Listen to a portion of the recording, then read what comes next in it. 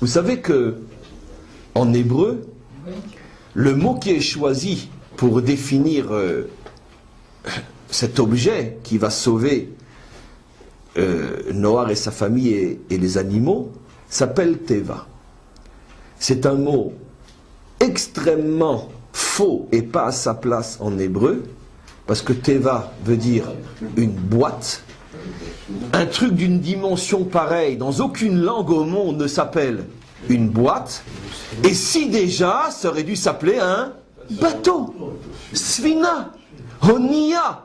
La Torah est suffisamment riche. Sira, à la rigueur. On a Sira, Svina, Onia. On a 3 mots pour parler d'une boîte flottante qui a de telles dimensions, qui est presque un paquebot. 150 mètres, 300 amas, 150 mètres de long, c'est un paquebot.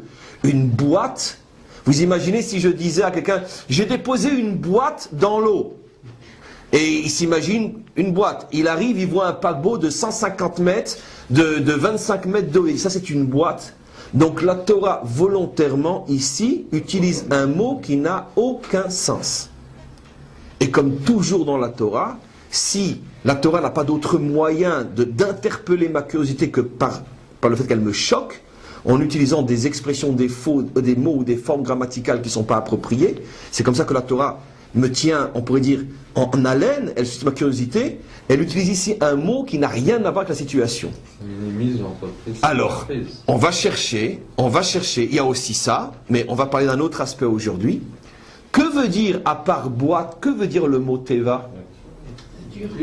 Non, monsieur, Teva avec un E. Que veut dire le mot Teva? Et en plus avec un taf, avec un tête. Que veut dire Teva, Tav, Bet, He?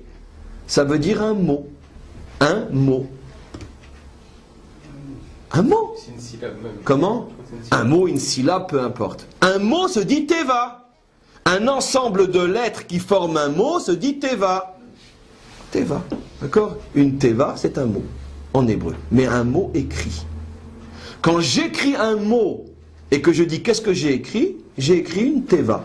Une Teva est composée de lettres, en hébreu généralement de 3 lettres, qui sont ce qu'on appelle la racine du mot Shoresh HaTeva. On a tous été à l'Ulpan, on nous apprend, quand on arrive en Israël, à rechercher la racine du mot Shoresh HaTeva. On a entendu, si vous vous rappelez vos années d'Ulpan, des milliers de fois le mot Teva quand on a appris l'hébreu, mais ça voulait dire ni un bateau, ni une boîte, ça voulait dire un mot. Et donc le mot Teva explique le Zohar, explique les grands maîtres de la Chassidoute, explique le Ari Kadosh, signifie le mot. On demande à Noach de faire un mot pour se sauver. Ça veut dire quoi?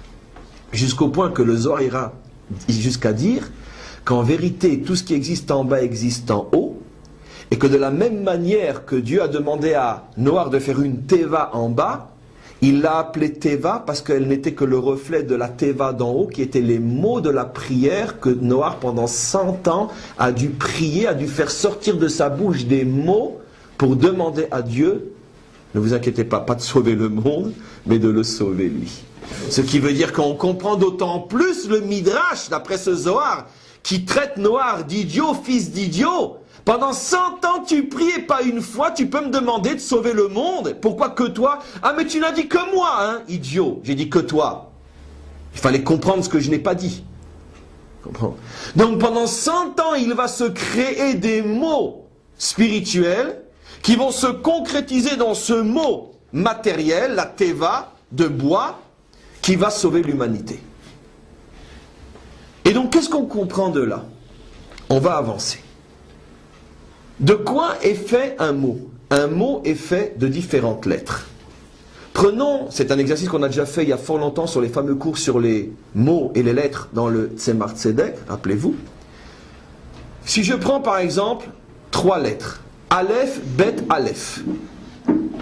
Je les écris sur 3 morceaux de papier séparés, d'accord, jetés dans des coins différents de la pièce. Celui qui va voir le Aleph voit un Aleph. Celui qui va voir l'autre Aleph va voir un autre Aleph. Celui qui va voir le Bet va voir un Bet. Chacun des 3 ne va rien voir, parce qu'avec une lettre, tu n'as rien. Si quelqu'un est intelligent, piquéard, il prend les 3 morceaux, il les rassemble de manière intelligente, il va former le mot Abba, Père. De même, si vous écrivez une lettre entière et que vous la coupez après autour des lettres et que vous éparpillez les morceaux, ce qu'on appelle un puzzle, celui qui veut connaître le message devra reconstituer les mots qui vont après former des phrases, des paragraphes, etc.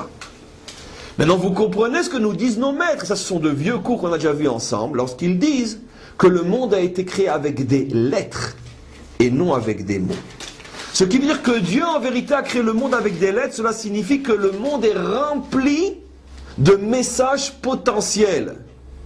Mais ils sont illigibles tant que illisibles, tant que l'homme n'a pas fait le travail, lui, de former les mots.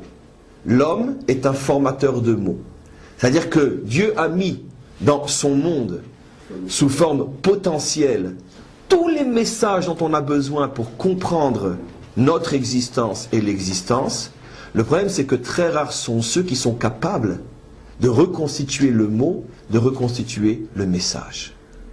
Et voilà que la Torah nous apprend, après tout ce que je viens déjà d'expliquer, en plus de toutes les qualités, maintenant on revient sur le bon Noar, qui nous excuse pour les digressions de tout à l'heure. Après toutes les qualités qu'avait Noar, toutes ces qualités qui sont l'ensemble des 10 attributs divins, c'est pour en arriver où? À la Teva, à comprendre, à reformer le langage, comprendre le sens du monde. C'est-à-dire que si un homme a des qualités mais qu'il ne s'en sert pas pour comprendre et former des mots, pour expliquer, alors ces qualités ne servent à rien. Donc là, je suis, si vous voulez, un petit peu en train de nuancer toutes les critiques formulées tout à l'heure. Oui, Noar est capable de former des mots, Teva. Oui, Noar est capable d'expliquer, puisque justement il a su mettre au service du mot, de la reconstitution du sens, il a été capable de mettre toutes ces qualités qui sont les 10 attributs divins, il a été capable de les mettre au service du mot. Alors ça contredit tout ce que je viens de dire tout à l'heure. Mais non, pas tout à fait. Parce qu'il y a une différence fantastique, regardez maintenant c'est le point le plus fort du cours, une différence fantastique entre les mots et les mots. Il y a le mot noachique et il y a le mot abrahamique. Il y a l'histoire des nations et il y a l'histoire d'Israël. Le mot noachique s'appelle Teva, qui veut dire un mot écrit. Certes, reconstitution d'un mot, d'un sens, par l'union des lettres, un travail extraordinaire qui est fait, mais ça reste un mot écrit avec les limites que je vais expliquer. Quelle est la grandeur d'Abraham? À partir de quand notre père Avram s'est appelé Avraham? À partir de quand il est devenu le père fondateur d'Israël? Lorsqu'il a reçu la Brit Mila. C'est quoi une Mila? C'est quoi Mila? C'est un mot aussi. Tiens, ça veut dire circoncision. Mais là encore une fois, jeu de mots, et c'est le cas de le dire. Comment se fait-il que la Torah, par 2 reprises, la Torah utilise un mot qui n'est pas approprié pour définir autre chose? Le bateau de Noar s'appelle Teva, et la circoncision d'Abraham s'appelle Mila. Or, Teva veut dire mot et Mila veut dire mot. Tiens, tous les deux sont liés à des mots. Quelle est la différence en bon hébreu entre Teva et Mila? J'en supplie. Il est prononcé. Eh bien, Teva est un mot écrit, Mila est un mot parlé. Quand je dis un mot, ça s'appelle Mila. Quand j'écris un mot, ça s'appelle Teva. Vous voyez, les finesses de l'hébreu sont d'une importance inimaginable. Parce que ce sont des univers de sagesse qui se cachent derrière la compréhension de notre langue.